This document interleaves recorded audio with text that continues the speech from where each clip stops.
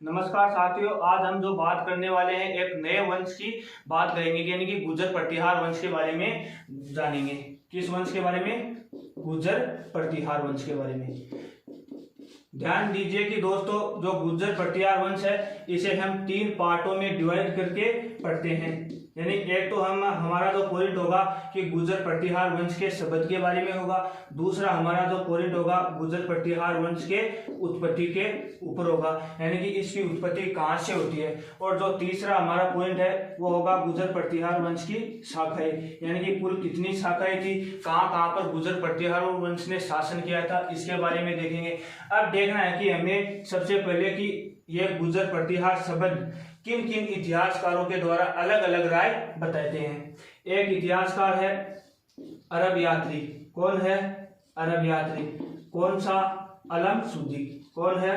अलम सूदी। ये कहता है कि इन गुर्जर प्रतिहारों के लिए अल गुर्जर शब्द का प्रयोग किया गया था। किसका? अल गुर्जर शब्द का। यानी कि ये एक ही बात कहता है कि प्रतिहारों के लिए अल गुर्जर शब्द का प्रयोग किया गया था, और यही अलम सूदी कहता है कि इन गुर्जर प्रतिहार वंश के जो शासक हुए थे उन्हें बोरा कहकर पुकारता था। क्या? बोरा कहकर। तो ध्यान रखना है कि इनके जो शासक हुए थे उन्हें क्या कहते थे? बोरा कहकर पुकारते थे। अब जो एक अभिलेख है ऐहोल अभिलेख। कौन सा? ऐहोल अभिलेख। ये ऐहोल अभिलेख है, ये कहाँ स्थित है? कर्नाटक राज्य में स्थित है। कहाँ स्थित है? कर्नाटक राज्य में। अब ये ऐहोल अभिलेख किस वंश से संबंधित है? तो चालुक्य वंश से संबंधित है। किस वंश से? चालुक्य वंश से। अब जो चालुक्य वंश के जो शासक थे वो कौन थे? पुलकेशित द्वितीय। कौन थे? पुलकेशित द्वितीय। यानी कि अब प्रश्न आए कि ऐहोल अभिलेख किस राजा से संबंधित है? तो पुलकेशित द्वितीय से। किससे है? पुलकेशित द्वितीय से। अब जो चालुक्य वंश की जो प्रथम राजधानी थी वो बादामी थी। कौन सी थी? बादामी। और ये बादामी कहाँ स्थित है? कर्नाटक राज्य में स्थित है। अब ये ऐहोल अभिलेख कहता है कि इन प्रतिहारों के लिए गुर्जर जाति का शब्द का प्रयोग किया गया था। किस शब्द का? गुर्जर जाति का। यानी कि ये तो कहता है कि ऐहोल अभिलेख इन प्रतिहारों के लिए गुर्जर जाति का शब्द का प्रयोग किया गया था, और ये अपना एक अरब यात्री अलम सूदी क्या कहता है कि इन प्रतिहारों के लिए अल गुर्जर शब्द का प्रयोग किया गया था। अब जो राजस्थान में एक अभिलेख है देवली अभिलेख। कौन सा है? देवली अभिलेख। और ये देवली कहाँ स्थित है? टोंक जिले में स्थित है। एक अभिलेख है राधन कपूर अभिलेख है, एक अभिलेख है करडा अभिलेख है, और एक अभिलेख है नीलकंठ अभिलेख। इसमें कहते हैं कि इन प्रतिहारों के लिए गुर्जर प्रतिहार शब्द का प्रयोग किया गया था। किस शब्द का? गुर्जर प्रतिहार शब्द का प्रयोग किया गया था। तो ध्यान रखना कि दोस्तों प्रश्न यही आएगा कि किस अभिलेख के अनुसार गुर्जर प्रतिहार शब्द का प्रयोग नहीं किया गया था। यानी कि 3 दे देगा आपको, देवली अभिलेख, राधन कपूर अभिलेख दे देगा, करडा अभिलेख दे देगा, और नीलकंठ अभिलेख दे देगा। फिर इनमें से कह देगा इनमें से कौन सा नहीं है, एक अलग दे देगा। तो आपको ध्यान रखना है कि इन 4 अभिलेखों में तो गुर्जर प्रतिहार शब्द का प्रयोग किया गया था, और जो ऐहोल अभिलेख स्थित है इसमें इन प्रतिहारों के लिए गुर्जर जाति शब्द का प्रयोग किया गया था, और एक जो अलम सूदी कहता है इन प्रतिहारों के लिए अल गुर्जर शब्द का प्रयोग किया गया था। तो दोस्तों आपको इस बात का ध्यान रखना है। अब प्रश्न है कि देवली जो 1857 की क्रांति के समय राजस्थान में एक सैनिक छावनी थी, जिसमें 10 जून 1857 को विद्रोह हुआ था। कब हुआ था? 10 जून 1857 को। अब देखते हैं कि हम गुर्जर प्रतिहारों की जो उत्पत्ति होती है वो कब होती है। कुछ इतिहासकार तो कहते हैं कि 6वीं शताब्दी से लेके और जो 10वीं शताब्दी के जो बीच के समय में इन गुर्जर प्रतिहारों ने भारत में की भूमि पर यानी कि उत्तर भारत में शासन किया था। एक है कि जो जोधपुर जिले में एक शिलालेख है भोग शिलालेख। कौन सा शिलालेख है? भोग शिलालेख। वो कहते हैं कि गुर्जर प्रतिहारों की जो उत्पत्ति होती है वो 6वीं शताब्दी के सेकंड चरण में होती है, यानी कि किस चरण में? द्वितीय चरण में होती है। तो इनकी उत्पत्ति कब हुई थी? 6वीं शताब्दी के द्वितीय चरण में। और कब तक चले थे? 10वीं शताब्दी तक का जो काल था वो गुर्जर प्रतिहार वंश का काल माना जाता है दोस्तों। और जो हमें इसकी जानकारी मिलती है वो किस अभिलेख में मिलती है? भोग शिलालेख में। और ये भोग शिलालेख कहाँ स्थित है? जोधपुर जिले में स्थित है। कहाँ स्थित है? जोधपुर जिले में। अब देखना कि दोस्तों अब गुर्जर प्रतिहारों की उत्पत्ति के लेकर कुछ इतिहासकार अलग अलग अपनी राय बताते हैं। एक है डॉक्टर D.R. भंडारकर। कौन है? D.R. भंडारकर। एक इतिहासकार है जॉर्ज केनरी। कौन है? George Canary. एक इतिहासकार है डॉक्टर गौरी शंकर हीराचंद ओझा। कौन है? ओझा। एक इतिहासकार और है कि ये आदि इतिहासकार अलग अलग राय बताते हैं इन गुर्जर प्रतिहारों की उत्पत्ति को लेकर। एक है वो चंद्रबरदाई। कौन है? चंद्रबरदाई।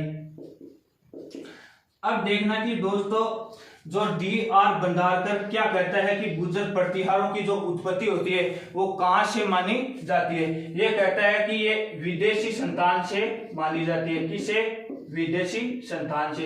यानी कि ये कहता है कि जो उत्तर पश्चिमी भारत स्थित है वहां पर विदेशी जनजातियों ने शासन किया था और उसी का एक वंशज माना जाता है ये गुर्जर प्रतिहार। जॉर्ज केनेडी है, ये कहता है कि ये गुर्जर प्रतिहार मूल रूप से कहां के थे? ईरान के थे। कहां के थे? ईरान के। कौन बताता है ये बात? George Kennedy. कहां के थे? ईरान के। अब डॉक्टर गौरी शंकर हीराचंद ओझा इन प्रतिहारों को कहता है कि अपने आप को क्या थे? क्षत्रिय थे। क्या थे? क्षत्रिय। क्या थे? क्षत्रिय। अब ये चंद्रबरदाई कहता है कि इन गुर्जर प्रतिहारों की जो उत्पत्ति होती है वो आबू पर्वत पर एक यज्ञ के आयोजन होता है जो विश्वामित्र के द्वारा किया जाता है, यानी कि अग्नि कुंड सिद्धांत से मानी जाती है। ये बात कौन कहता है? चंद्रबरदाई। जिससे 4 राजपूत जातियों की उत्पत्ति होती है जिनमें से चौहान है, चालुक्य है, परमार है और सोलंकी आदि वंशों की उत्पत्ति हुई थी। ये तो हमें जानकारी मिलती है इन गुर्जर प्रतिहारों की उत्पत्ति के स्रोत। अब जो राजस्थान में गुर्जर प्रतिहारों की 2 ही शाखाएं थी। कितनी शाखाएं थी? 2। और बाकी राजस्थान से बाहर थी। यानी कि जो गुर्जर प्रतिहारों की शाखाएं थी वो मुनोत नैनसी। कौन? मुनोत नैनसी 26 शाखा बताते हैं। कितनी? 26 शाखाएं बताते हैं गुर्जर प्रतिहार की। अब जो प्रश्न आएगा कि राजस्थान के राजपूतों की कितनी शाखाएं थी? तो 36 थी। अब प्रश्न आएगा कि मेवाड़ के भुइल वंश की कितनी शाखाएं थी? तो 24 थी। कितनी? 24 यानी 24 थी। और जो राजस्थान के राजपूतों की कितनी शाखाएं थी? तो 36 थी। और जो इन गुर्जर प्रतिहारों की शाखाएं थी वो कितनी थी? 26 थी। ये बात कौन कहता है? मुनोत नैनसी कहता है। अब ये मुनोत नैनसी किसके दरबारी कवि थे? ये बताइए, आप कमेंट करके जरूर हमें बताना कि मुनोत नैनसी जो राठौड़ वंश के एक राजा होते हैं जसवंत सिंह प्रथम, उसके दरबारी कवि थे। इन्होंने लिखा था कि मारवाड़ रा परगनारी विगत रिगत और नैनसी ख्यात आदि नामक पुस्तकें लिखी थी। अब जो गुर्जर प्रतिहारों की जो शाखाएं थी जो राजस्थान में, एक थी मंडोर और एक थी भीनमाल। ये 2 शाखाएं राजस्थान की भूमि पर शासन करते हैं इन पर गुर्जर प्रतिहारों के द्वारा। और एक शाखा थी अवंती। कौन सी थी? अवंती। और अवंती को ही क्या कहते हैं? उज्जैन कहते हैं। एक शाखा थी कनौज। कौन सी? कनौज। अब देखना कि दोस्तों की जो मंडोर है ये राजस्थान के जोधपुर जिले में स्थित है, भीनमाल जालोर जिले में स्थित है। अब मंडोर ही इन गुर्जर प्रतिहारों का मूल केंद्र था, यानी कि प्रारंभिक केंद्र, मूल केंद्र। और जो गुर्जर प्रतिहारों की जो प्रारंभिक राजधानी है वो भी क्या थी? मंडोर ही थी। अब जो राठौड़ वंश थे उनकी भी ये प्रारंभिक राजधानी है। अब यही इसी मंडोर का जो प्राचीन नाम था मांडवपुर था। क्या था? मांडवपुर। यानी कि मंडोर का प्राचीन नाम मांडवपुर था। अब जो भीनमाल है क्या है? भीनमाल। और भीनमाल कहाँ स्थित है? जालोर में। एक शाखा भीनमाल जालोर में है और एक शाखा उज्जैन में स्थित है। और उज्जैन कहाँ स्थित है? मध्य प्रदेश में।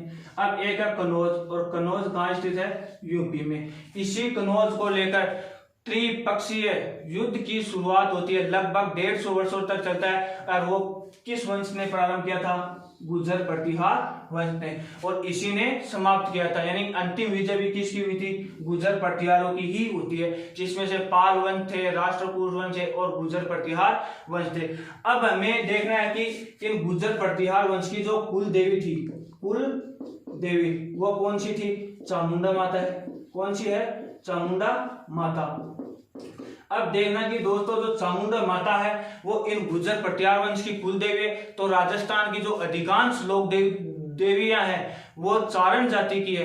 तो ये चामुंडा माता का जो मंदिर बना हुआ है मेहरानगढ़ दुर्ग जोधपुर जिले में स्थित है। इस मंदिर का निर्माण राव जोधा के द्वारा करवाया जाता है, लेकिन 1857 की क्रांति के समय इस चामुंडा माता के मंदिर में नष्ट हो जाता है। तो इसका पुनः निर्माण 1857 की क्रांति के समय मारवाड़ के शासक थे तख्त सिंह ने पुनः इसका निर्माण करवाते हैं। लेकिन 30 सितंबर 2008 में चामुंडा माता के मेले में भगदड़ मचने के कारण कुछ लोगों की यहाँ पर मृत्यु हो जाती है, और उसी मृत्यु की होने की इस जांच को करने के लिए एक कमेटी का गठन किया जाता था। वो कमेटी थी जसराज चोपड़ा कमेटी। कौन सी कमेटी थी? जसराज चोपड़ा कमेटी।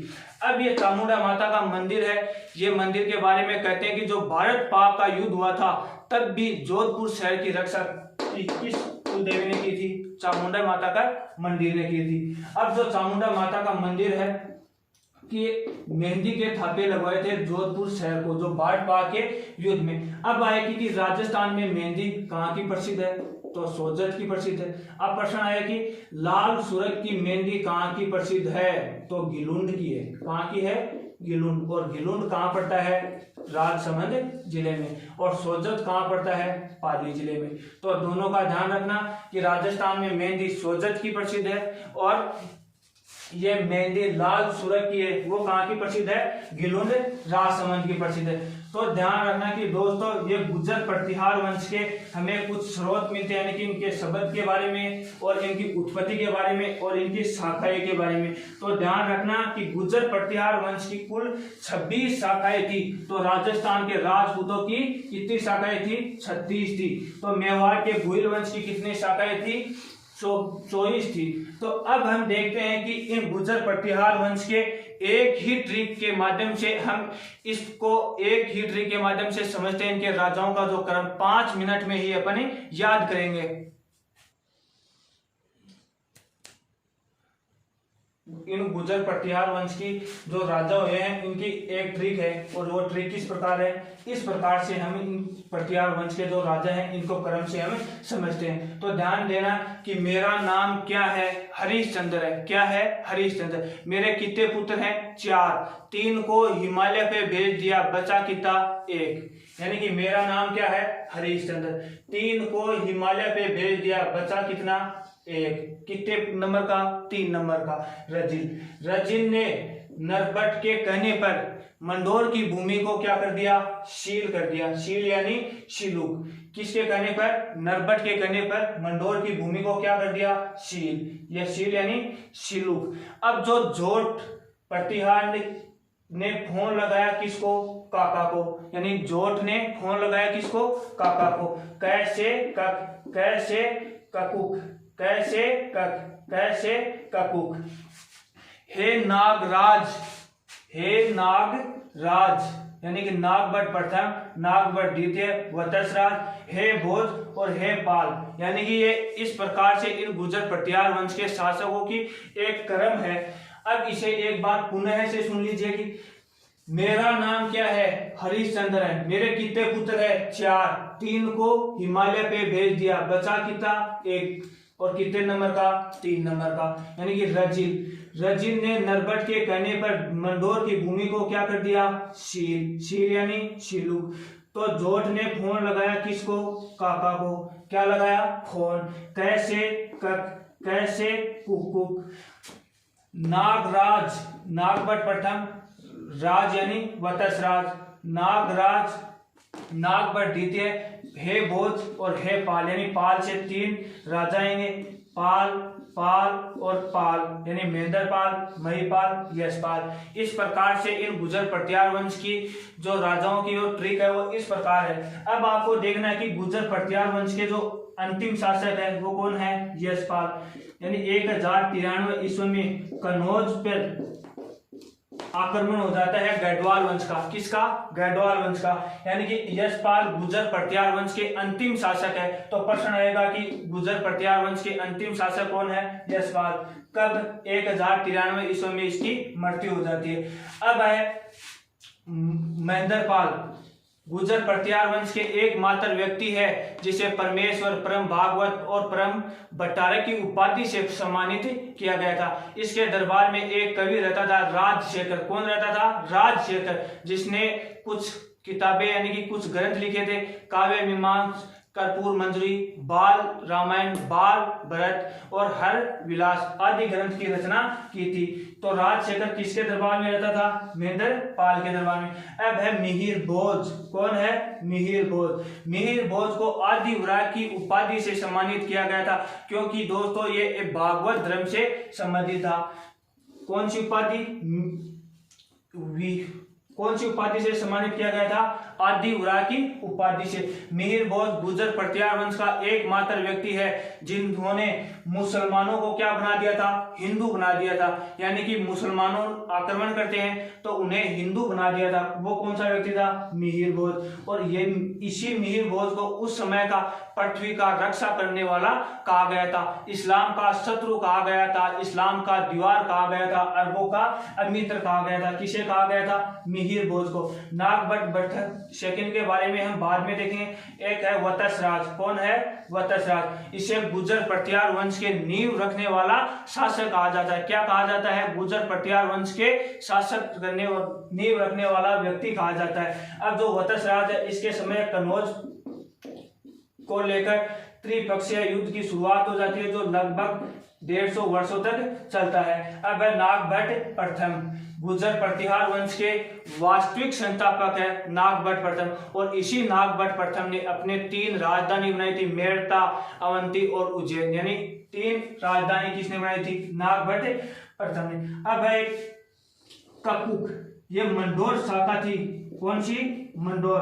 जो प्रतिहारों का अंतिम व्यक्ति है, यानी मंडोर शाखा के गुर्जर प्रतिहार वंश के अंतिम व्यक्ति है कपुक। अब यह कपुक क्या करता है कि राजस्थान का दूसरा विजय स्तंभ का निर्माण करवाता है। वो कहाँ करवाता है? मंडोर में। तो राजस्थान का प्रथम विजय स्तंभ कहाँ स्थित है? बैनाक किले में स्थित है, जो भरतपुर जिले में स्थित है, जो गुप्त वंश के शासक समुद्रगुप्त के द्वारा निर्मित करवाया गया था। तो राजस्थान का प्रसिद्ध विजय स्तंभ किस जिले में स्थित है? चित्तौड़गढ़ जिले में स्थित है।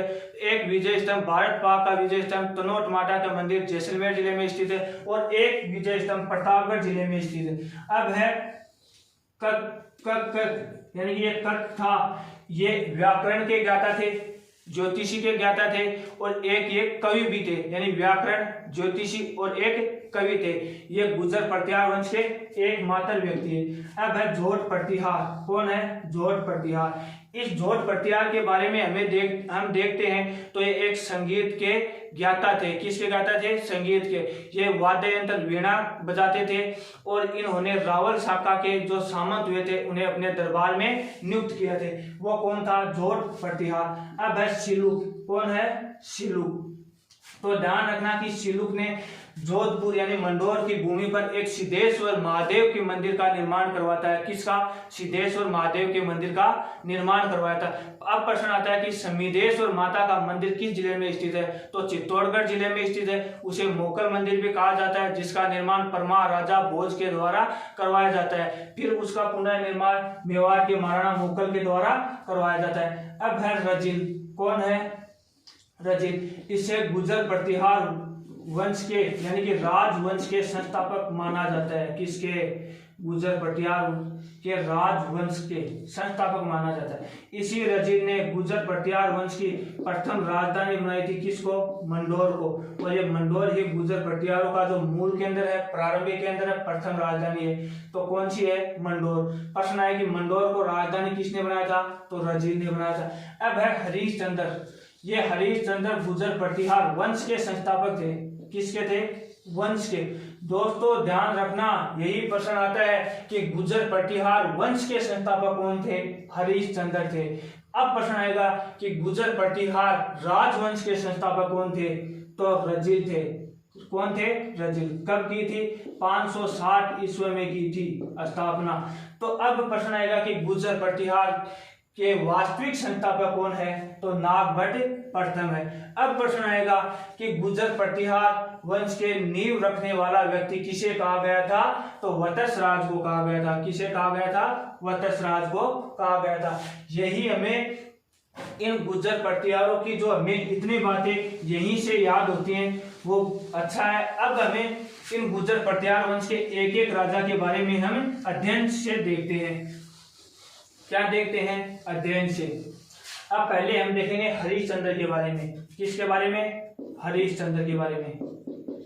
अब ध्यान देखना कि दोस्तों जो हरिश्चंद्र है ये गुर्जर प्रतिहार के वंश के संस्थापक थे। किसके? यानी कि गुर्जर प्रतिहार वंश के संस्थापक है। आदि पुरुष है। क्या है? आदि पुरुष कहा जाता है। मूल पुरुष कहा जाता है। इसे मूल पुरुष कहा जाता है। इसका जो बचपन का नाम था रोहिल्दी था। क्या था? रोहिल्दी। बचपन का नाम रोहिल्दी था। अब गुर्जर प्रतिहार वंश के 2 रानियां थी। एक क्षत्रिय रानी थी भद्रा, क्षत्रिय रानी भद्रा, और एक 2 रानी थी वो ब्राह्मणी थी। क्या थी? ब्राह्मणी। अब क्षत्रिय रानी भद्रा के ही 4 पुत्र उत्पन्न होते हैं। अब जो हमें इतनी जो जानकारी मिलती है वो किस शिलालेख के अंदर मिलती है? वो है एक घटियाला का शिलालेख। कौन सा शिलालेख है? घटियाला। घटियाला। अब ये घटियाला शिलालेख कहाँ स्थित है? जोधपुर जिले में स्थित है। कहाँ स्थित है? जोधपुर जिले में। जोधपुर जिले में स्थित है। यानी कि अब प्रश्न है कि हरिश्चंद्र के बारे में हमें किस शिलालेख में हमें जानकारी मिलती है? तो घटियाला शिलालेख में हमें जानकारी मिलती है। तो अब बाकी हम अध्ययन अगले वीडियो में करेंगे।